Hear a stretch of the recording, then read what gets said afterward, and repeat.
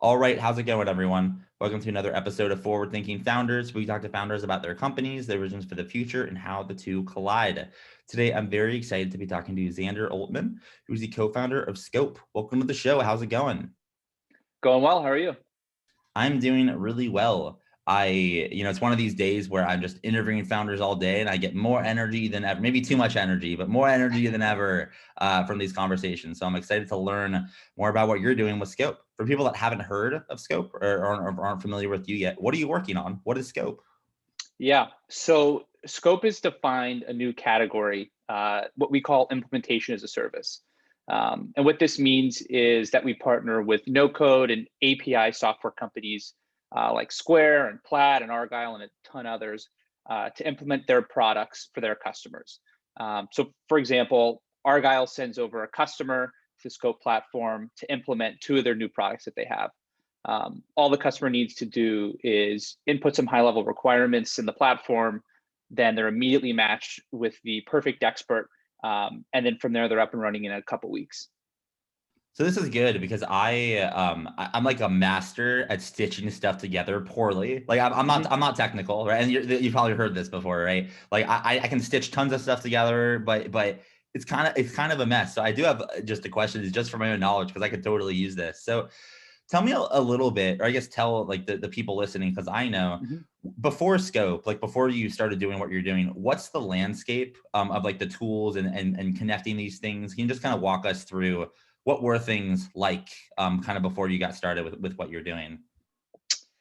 Yeah. So, I would really break that out into two different categories. I would say your behemoths, your $100 million plus, revenue generating software companies that had your partner networks. Think like Salesforce partner network.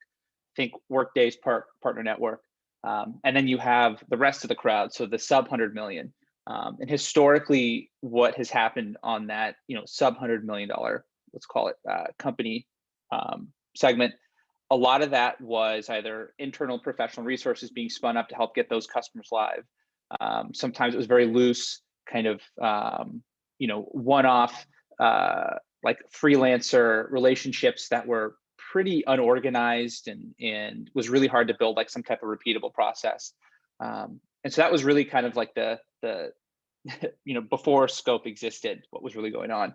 And what we started to see was that there was this really large kind of space exploding that everybody's kind of been seeing happen over the last decade or so, especially with COVID coming up, of a lot of folks that are more interested in work from home, want to get into more freelance work. And companies like Upwork and Fiverr really kind of pioneered this space and really aggregated a lot of folks on the supply side. So it just kind of made sense that this was kind of the next kind of generation of Fiverr, Upwork, as well as the next generation of professional services, and kind of taking that Salesforce model, that Workday model of having those large partner ecosystems or expert ecosystems, and bring those to the rest of the crowd. And then you combine that with the kind of explosion in technologies for SMBs. But as we know, and kind of as you kind of alluded to, SMBs are really kind of consumer grade products. But even then, it's not their day-to-day job to learn how these software products work. It's just like, I run a bakery, I just need to get live. I need to start marketing to customers as quickly as possible. I need to get my Square Online store set up as quickly as possible. And so that was really kind of the turning point that we started to see. And I think we talk about this a lot, but it's especially where we sit. It's really great to see a lot of these SMBs that are now wanting to become tech enabled, as opposed to what we saw 5, even 10 years ago. Yeah. And I'm curious, the makeup of let's say I had a big company or a company that had a nice budget and I was to work with Scope. Is it mainly you provided me with someone or a group of people that know how to do this and I can just like, they handle it? Is it a lot of software implementation? Is it kind of both? Can you kind of, I guess my question is, if someone was to work with you, what does that look like? What's the breakdown of work and what can they expect? Mainly because like I'm interested from my own knowledge. Yeah, absolutely. So I guess the first question, we'll just give you a real world example here. What products would you want to implement? Well, we'll see if this is in line with like what you do, but I'm a huge fan of using Zapier to stitch together things like Typeform, linking that to Slack, linking that to like Typeform comes in Slack. Maybe if someone pays through Stripe, it goes through Zapier, then Slack. Maybe one email. So it's just that kind of, for basics, those are the kind of some of the tools that I work with. Additionally, some like the Twitter automations, like when something Totally. happens Yeah. in Twitter, trigger something else. So it's very like Zapier oriented. Totally. So why don't we say this? Why don't we say that you wanted to get those email notifications up and running, and you identified Nihilus as like the vendor that you wanted to use, or the Nihilus's product or email product that they have. So let's say you went to Nihilus's website, you get in contact with the sales rep, or you go to, hypothetically, if they had an expert services page, let's say, you would either go to the expert services page and you would see a little button that says get expert help. And then what would happen at that point is you would click that button. You would get a modal that pops up, and that modal would have some really basic fields: your name, your email, and just a really high level description of what you wanted to get done. What would then happen is that information then would get sent to our platform. From that point on, there would be 5 to 10 Nihilus experts that would see what you wanted to get done. And if we needed more experts, if it was this kind of conglomerate of all these different products that are out there, be able to put together a team of experts. And then what would happen is you would be contacted with an expert right on the Scope platform. You'd come in, you would see a couple different offers, you would see which one you like the best, and then from there you would just pick that one, get going. And the reason why the experts are important is because you don't have to take the time to learn these new technologies or these new products that you wanted. And so you could get up and running in at least, I would say, half the time, and have a simple, really easy way to track the progress of the project the entire way through. So you can do contracts, you can do payments, you can do project management. There's chat between you and the expert. And the reason why this is all really important is because the folks that have historically kind of been in the dark with this have been the vendors. So let's say you did come in through Nihilus. Nihilus would be able to see all of the work that's getting done. They would see how long the projects take. And so this is just a really clean, easy way for us to help onboard customers as quickly as possible. Because if we're at the point of sale, we're at the point of a peak buying, let's call it, you are more likely to want to continue to go through with this process if you're right there, ready to go. And so we've been able to kind of capture a lot of that stuff with a really easy, simple get expert help button. So that'd be like one avenue you'd come in through. And let's hypothetically say the Nihilus sales team was on the phone, they contacted you, you set some time up with them. Those sales reps can now actually sell expert services that would be a similar process where they send you a link, you click get started, you're off to the races. Yeah, every company that comes onto the podcast, I think is like awesome, but like specifically, like this is totally gonna be a huge company, just because I know, like I've been in the week, like I'm kind of a no coder. That's kind of like, but I imagine Yeah. if I didn't have to become a no coder, right? Like about like what I Yeah. would have been able to accomplish instead of stitching all, yeah, no, this is great, and I know there's plenty of other people in my shoes that feel the same way. Mm-hmm. So that's cool. So kind of now we understand kind of what you're doing. Let's look out, for a while, let's say 5 years out, 10 years out, 15 years out. What do you kind of see for Scope? What's the vision here, and what direction are you going in as you're building this out?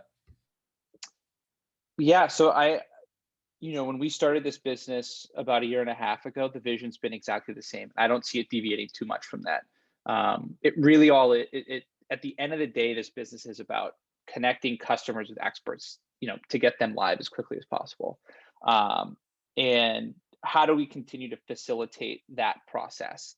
And so that may look a lot more like maybe some more learning and development on the platform. Big picture, we'll try to work with every possible software vendor out there. I think there's something, last time I looked, there's something like 14,000 software vendors to date if you pull Crunchbase Pro data. But all those 14,000 companies are going to need experts for them. So I think long term, and when we originally kicked off this business, I had this vision of being able to pull people off the sidewalk and say, hey, do you want to come learn some no code products, or hey, do you want to come learn maybe some APIs, want to learn how to code a little bit, and try to get folks work. And at the end of the day, that's really all we're trying to do. Again, is connect customers with experts, but those experts should be compensated. And so that requires just a lot of lifting and a lot of automated matching. So you can start to see how this business kind of evolves into this automated kind of matching and learning and development machine over time. Yeah. I just made the connection. I don't know why it took so long. I would like you would like ultimately I would just get involved with this as on the other side of things as someone that Podcast is knows not. all the how Yeah. this stuff works. It's interesting Yeah. because I can't code. I'm slightly technical, like very Mhm. slightly, but I Yeah. can't code. And I really think I might be maybe I'm biased, but like I think I'm a very very very good no coder. I've been able to accomplish a lot of crazy stuff. And it's just it just I feel like there's so much more potential for that, right? Just like for that market, like the impact of no code, right? And that's why I'm excited about what you're doing here. And you just shared your vision, which I think is awesome. In order to make that happen and bring it to life, you'll need some help. It takes a village to make a startup work. So my question for you is, how can the forward-thinking founders community help? Are you hiring? Are you looking for capital? Are you looking for no coders? Or I don't know if that's exactly how you describe them, but you're looking for those types of people, customers, Yeah. how can we assist? Yeah. So right now, and I think this is always going to be true, but getting to those 14,000 software companies, it's not easy. I'll tell you that. But that is kind of how we see the sharp point of the spear for this business, and how we continue down our path of success. So if there's anybody out in Founderland that knows any good software vendors that need help getting their customers live, would love to talk to those vendors. Cool. And then if someone's interested in this, that they're hearing this conversation, they Mhm. want to learn more, how can they learn more about you? Do you have a website? Do you have social media? Do you have an email, telepathy? How can they get in touch? So we have all the above, including telepathy. So we could, yeah, the best way to do would be to go to scopeinc.com. So that's SCOPEINC.com. Or you go to Twitter, you go to LinkedIn, but the website's probably the easiest place to do that. Cool. Well, thank you so much for coming on to the podcast. I really appreciate it. Great. Thank you, Matt.